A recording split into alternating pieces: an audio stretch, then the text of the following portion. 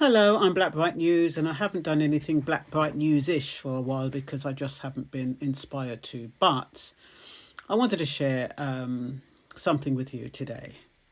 Just really something I hopefully is informative and uplifting. Have you ever stopped to think that sometimes the thing limiting us isn't actually what is in our way, but what we have become so accustomed to seeing that we don't notice that there is another possibility? I had a strange dream last night that came to me in fragments. I kept waking up, writing down little pieces of it, going back to sleep, waking up again, and writing down another piece, so I didn't have the whole story.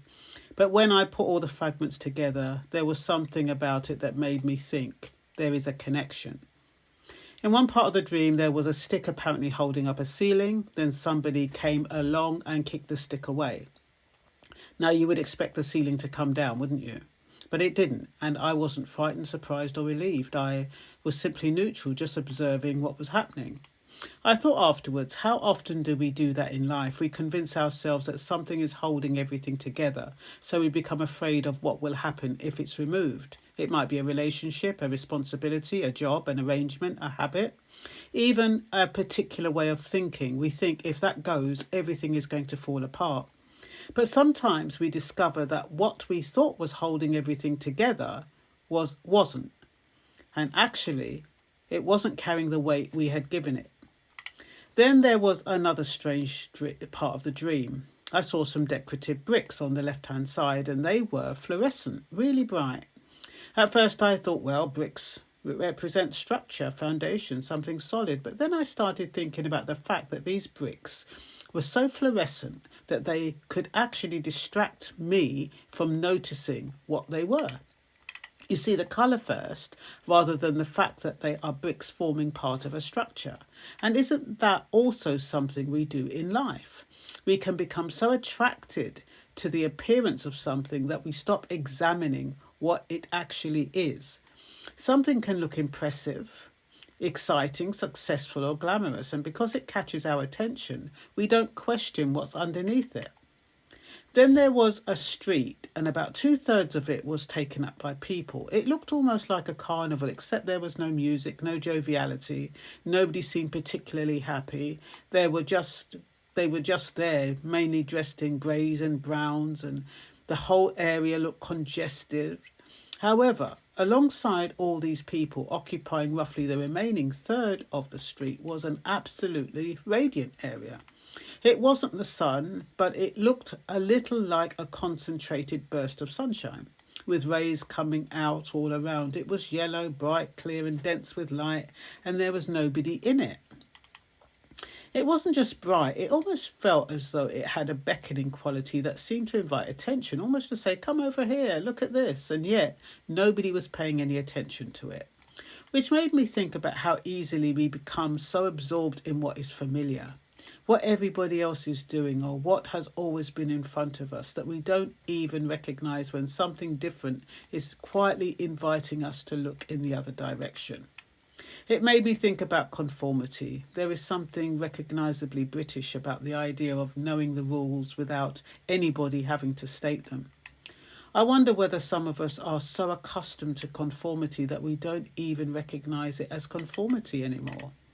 Nobody has to tell us not to step outside the crowd. We simply notice that everybody else is staying where they are, and somehow that becomes enough to keep us there. We don't necessarily need somebody shouting, don't do that. Sometimes all it takes is the quiet awareness that it's not what people normally do. And perhaps the most interesting thing about my dream is that the radiant space wasn't blocked off. Nobody was stopping those people occupying two-thirds of the street from going towards that bright area. They simply didn't seem to notice it.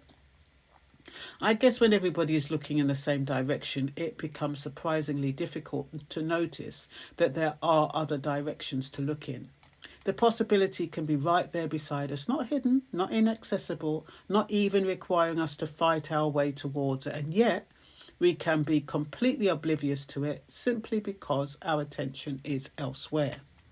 And perhaps the most obvious symbolism for me is that all that glitters is not gold. Not everything bright is valuable, because some things are bright simply to distract us. But conversely, something that is genuinely radiant can illuminate a possibility we hadn't considered. The challenge is learning to notice the difference.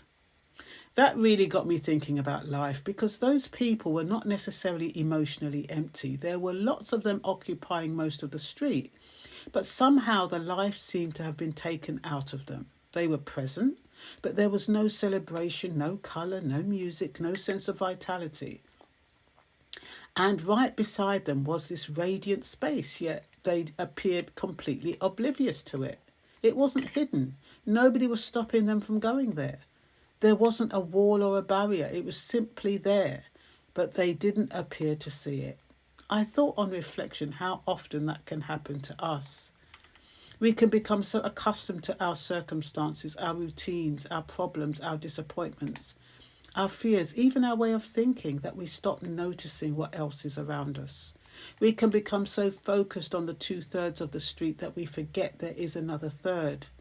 Sometimes there is something else available to us, but because we're so accustomed to what we know, we don't recognize it when it is sitting right beside us. Think about somebody who has spent years believing they aren't good enough. They can walk into a room and notice everybody who seems more successful, more attractive, more confident, or more accomplished, and completely overlook the things that they bring into that room. The radiant third is there, but their attention is fixed on the crowded 2/3. Or think about somebody who has spent years in a relationship where they are constantly giving, fixing, rescuing, and accommodating. They may eventually believe that this is simply what love requires. They don't see that there could be a relationship where giving is mutual, where responsibility is shared, and where they don't have to keep propping everything up. And perhaps that is one of the lessons of my strange little dream. Don't assume that where the crowd is the place to be. Don't assume that because everybody is doing something, it must be the right thing to do. Don't assume that because something looks bright and attractive, you understand what it really is. And don't assume that an unoccupied space means something is missing. Sometimes an occupied space is exactly what allows you to see. We often think we need to fill every empty space in our lives. We rush to find another person, another job, another activity, another distraction, another responsibility. We don't always recognize the value of having some room when everything is occupied. There is no space for anything new. So perhaps that radiant third of the street was simply saying, look, there's space here. Space to think, space to breathe, space to see something you couldn't see when you were standing in the middle of a crowd. There may be things that look impressive but are actually distracting us from what they really are. There may be situations that look full of life simply because they are crowded and busy, when underneath all that activity there's very little joy. And there may be something quietly radiant sitting right beside us that we haven't noticed because everybody else is looking in the opposite direction. So perhaps the food for the heart today is simply this. Don't be so busy looking at what everybody else is doing that you fail to notice what is right there in your own field of vision. Sometimes the light doesn't need to become brighter. Sometimes we simply need to become aware that it is there. And perhaps, just perhaps, the things that look empty to everyone else isn't empty at all. It may be the very space where something new, healthy and meaningful can be finally built. And I thought that I would share that with you because the news recently has been horrific, quite depressing. And I was thinking about our train of thought and how we tend to follow the crowd and how sometimes we miss out because we don't look into our peripheral vision. We don't see what is around us, what opportunities are around us. And because we're so focused on how we normally do things, we don't think about doing things differently. So for me, that was telling me, Myrna, don't stick to the trodden route or whatever they call it. Look around for options, look around for opportunities and see what else is out there. So in the meantime, I'd like to ask you to take care of yourself, take care of each other until the next time. I'm Lady Loy, aka Black Bright News. Catch me on Lovers Rock Radio every Friday,